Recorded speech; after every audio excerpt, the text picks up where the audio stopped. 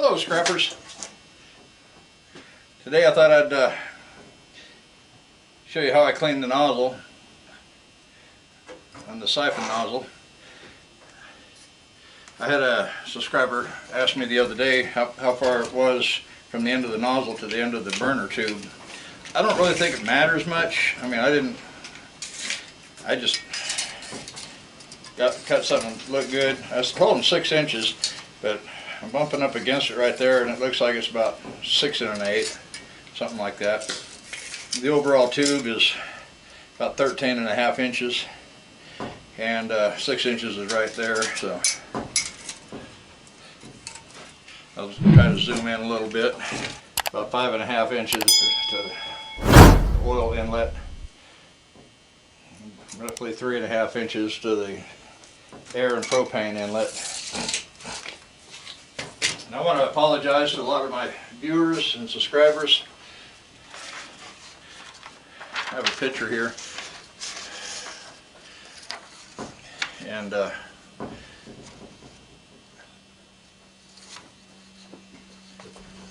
picture that was in off of one of the videos, and they asked for kind of a layout of it, and I told them look in the waste oil burner playlist. It should be the first video. Well, I got on there looking here the other day, and it wasn't there. So I had to search around, finally found it. I don't think I had it in a playlist, but it's in there now, and it's the first video. Now, get this on. I got the siphon nozzle here, and then I think I had to buy a brass fitting here. I don't remember exactly the size. This is 1/4 inch here. You can tell the 2 fittings that I had on hand. I think it's 3/16 or something like that maybe. And then I had to get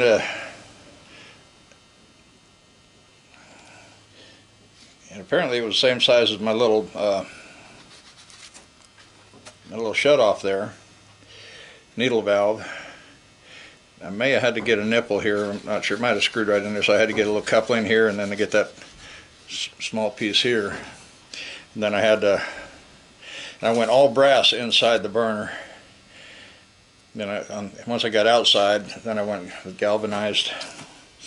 And I had a kind of a brass elbow here, where it elbowed up, and then 1/4 inch nipple, and another 1/4 inch elbow. And then I think I used a couple nipples there going into the stainless. And then I came off here. Not paying attention. I came off here with the shut-off valve with brass going out for the propane. You can see the nipples here. And then coming back this direction, had the nipple, the T where I could put the gauge in, another nipple. And then I had a coupling, and then I have my needle valve for the air, and then there it goes off to the air inlet here, which you can see a lot of that just right here in the burner itself. Let me back this up. Oops, wrong way. But as you can see coming up here, the nipple, coupling, going to the oil inlet, and then I got the, like I say, elbow down here coming up, 1/4 inch, brass elbow here, nipple with a 1/4 inch T coming out to my little shut-off valve for my propane, and then the meter itself, the gauge itself goes up like 30 pounds, and back here I got the air nipple, quick connect, and needle valve for that. So.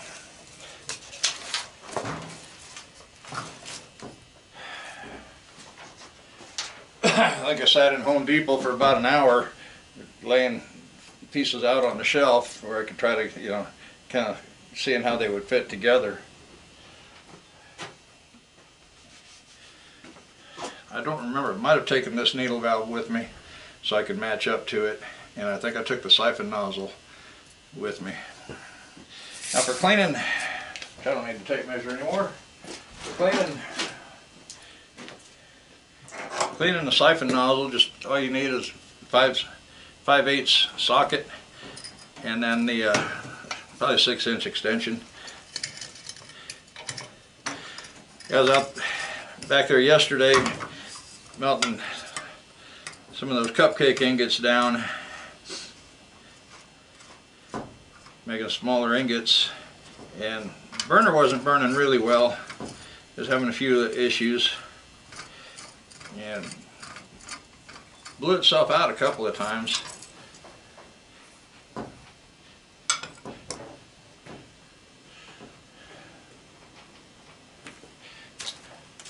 Yeah, there's a nozzle there. The end of it's pretty nasty.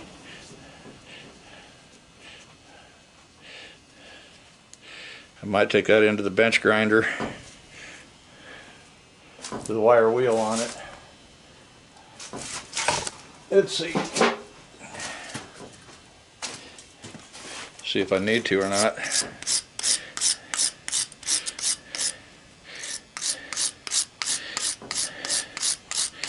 Just cleaning it up a little bit.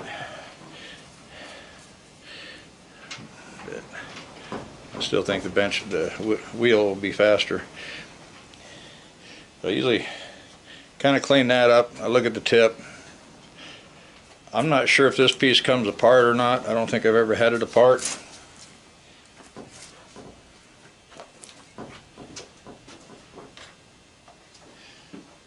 The one thing I do take my air nozzle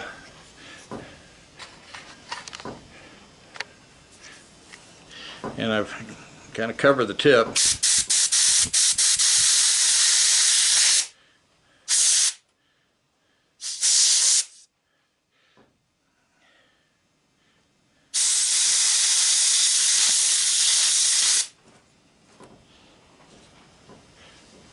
I'm thinking our oil comes down here and goes in these little grooves.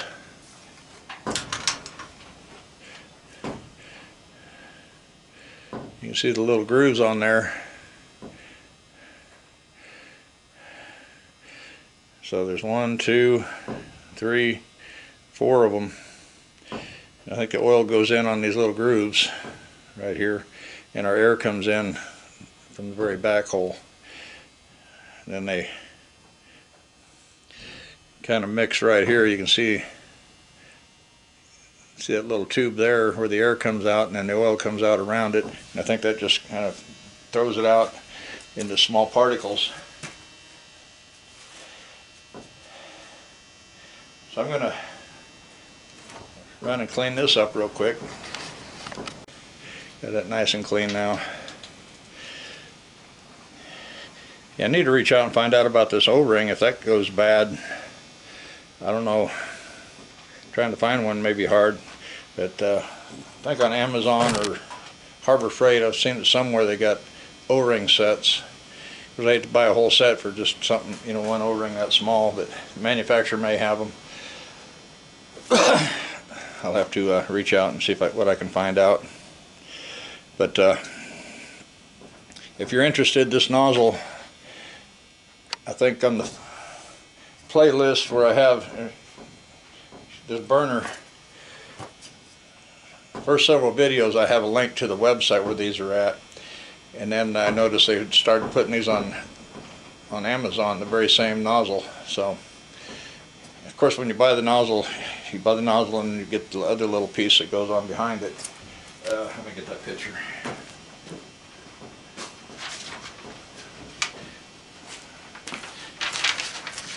But you get this little housing here. I think what I did about kind of the set, so they came together. Worked pretty good. Then here in a minute I'm gonna show how I mix up my oil.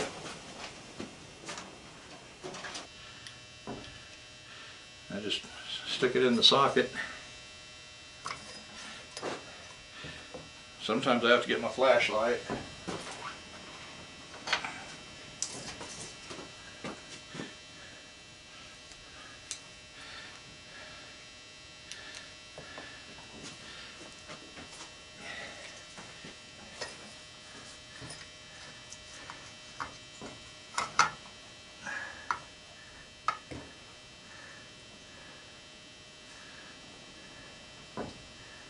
Yeah, it looks kind of dirty inside that thing.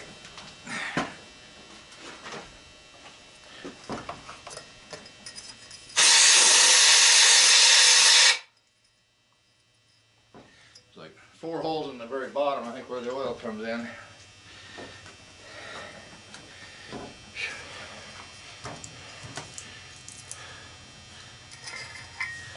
Yeah, get that up there, then I can't see the light.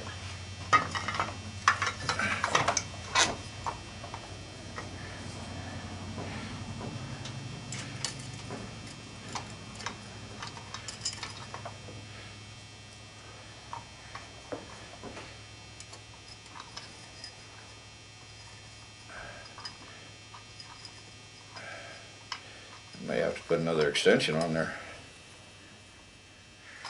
I'm where I need to be. There's not much to get a hold of there.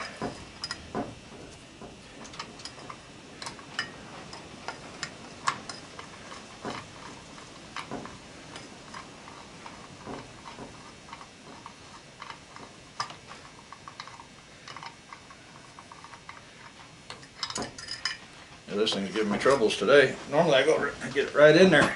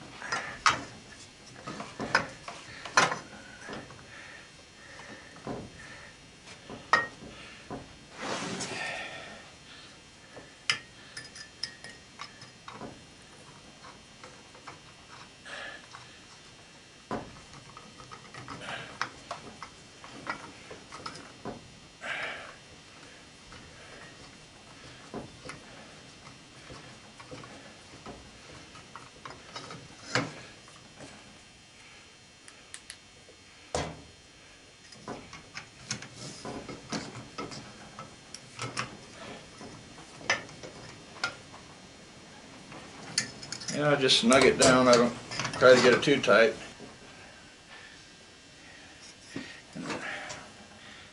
That was another thing I wanted to bring up, is the diameter of the pipe. If you look in the video or look at this picture, you'll see I had a piece of pipe laying here in the background with a mark on it. That's actually, and you can see the bend, that's actually an exhaust pipe, tailpipe that I used. And I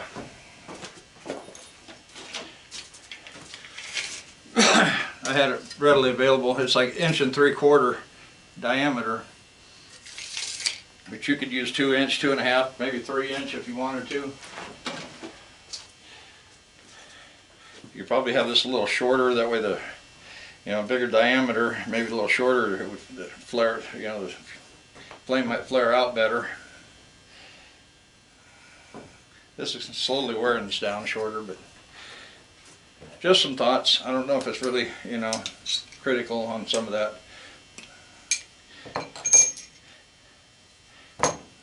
So I'll go ahead and get this stuff put away, and we'll go to our next part of the video. Yeah, welcome back, scrubbers. I'm gonna, for those of you who might be curious on how I mix up my oil for the oil burner.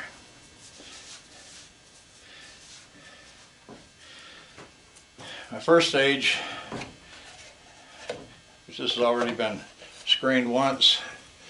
Not sure if you can see that screen in there. You get some better light.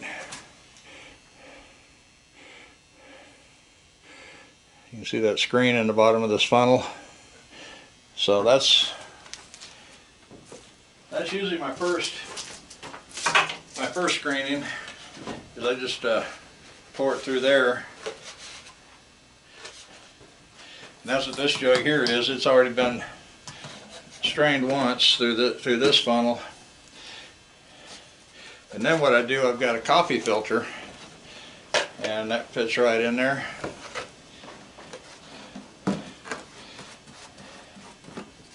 I've got about 3 of these 5-quart jugs, 4.73 liters, and that's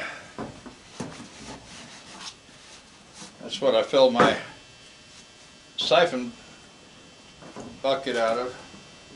And basically what it is something we all probably have around. It's a windshield wash jug for your car. They're made of good, heavy, thick plastic, so they work really well and last a while.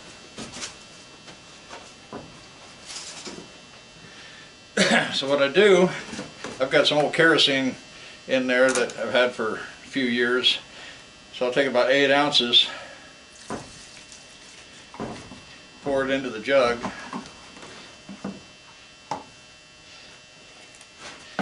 and like I say, for the second pass I use the coffee filter in there.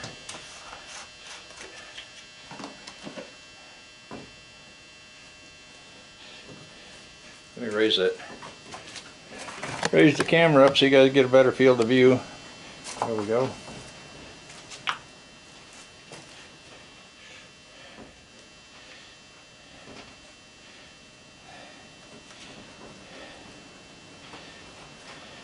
That thing sits in this jug really well.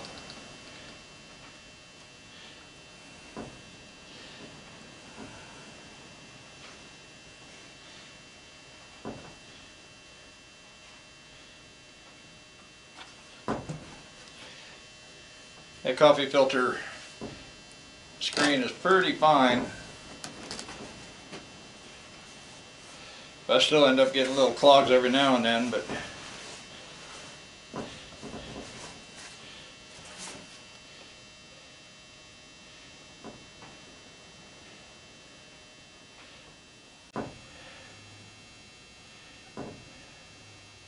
yeah, if you got a little solvent tank or something, you can, if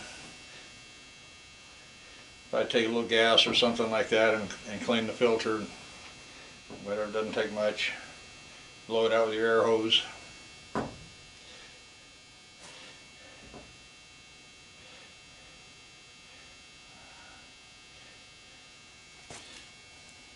think this is up to about here right now. So usually I pour some in, and then I'll get some of that motor oil. I got a little bit of cooking oil over there I'm mixing in too. I try to keep about 3 of these jugs ready to go.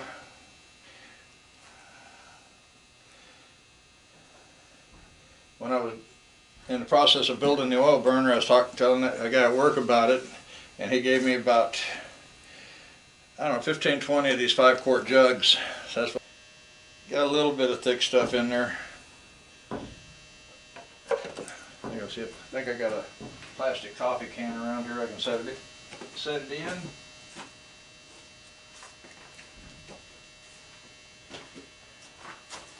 Yeah. I got this old pan that's kind of oily and dirty.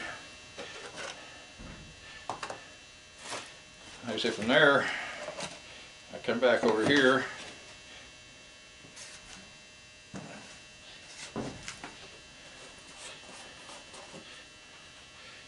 And then add some motor oil with just the screen that's in the funnel.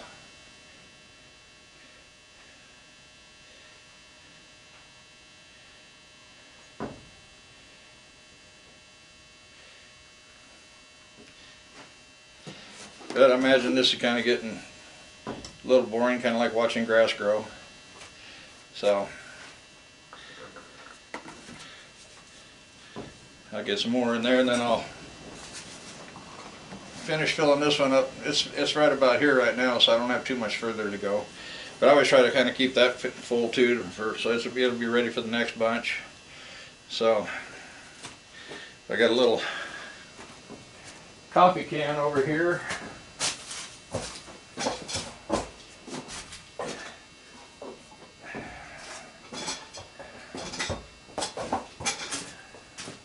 My wife can't hardly handle hot, spicy foods, and she fixed up some buffalo wings in the deep fryer. So she wanted to get rid of rid of the oil. Now this is fairly thick stuff. So, might take a hot, I try not to put too much of it in right now. A hot day it'll probably work better, but right now, being we're 1st of December, so it's going to be a few months. I don't want to put too much in there at this time.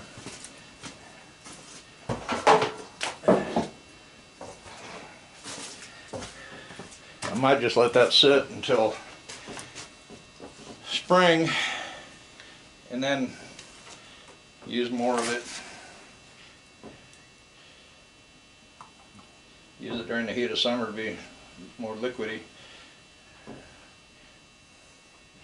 So hey, I hope you guys enjoyed the video. Thank you for watching, and sorry I gave misinformation to everybody on that where that video was, but hope everybody that was curious and looking found it, or watching this video. So hope everyone had a great Thanksgiving, and I sure did. Christmas isn't far away, so I hope you guys got your shopping done. So we'll see you guys in the next video. Okay, bye-bye.